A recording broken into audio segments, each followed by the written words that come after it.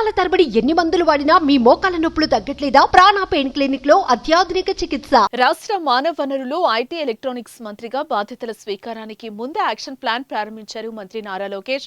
ప్రజా దర్బార్తో ఓవైపు నిత్యం వందలాది ప్రజలు, కార్యకర్తలు, నాయకులను కలిసి వారి కష్టాల్లో పాలుపంచుకుంటూనే మంత్రిగా విద్యా వ్యవస్థలో సమూల మార్పుల కోసం అధికారులతో, ఉన్నత స్థాయి అధికారులతో సమీక్షలు నిర్వహిస్తున్నారు.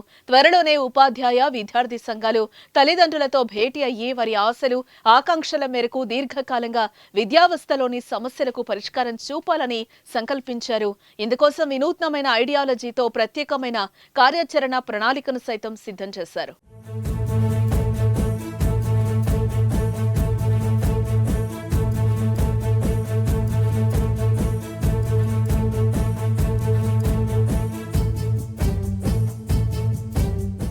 పేద బిడ్డలకు నాణ్యమైన మధ్యాహ్న భోజనం అందించడం, విలువలతో కూడిన విద్యను అందించడం తప్ప సంబంధం లేని పనులను ఉపాధ్యాయులకు అప్పగించొద్దని నిర్ణయించారు. పాఠశాలలో పూర్తిస్థాయి మౌలిక వసతులు కల్పన, ఏళ్ల తరబడి హైయర్ ఎడ్యుకేషన్లో పెండింగ్లో ఉన్న సమస్యలను పరిష్కరించడం, కోర్టుల్లో ఉన్న చిక్కుముడులను తొలగించి ఫ్యాకల్టీ రిక్రూట్మెంట్ చేయటం, చిన్నారులకు దేశంలోనే నాణ్యమైన స్కూల్ కిట్స్ అందించి వారిని భావి భారత పౌరులుగా తీర్చిదిద్దాలనేది యువనేత లోకేష్ ప్రధాన లక్ష్యాలుగా తెలుస్తున్నాయి.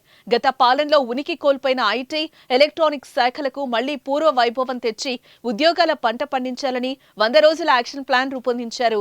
5 ఏళ్ల పాటు నిద్రావస్థలో ఉన్న యంత్రాంగాన్ని యాక్టివేట్ చేసి తనదైన ముద్ర వేసేందుకు మంత్రి లోకేష్ సిద్ధమయ్యారు.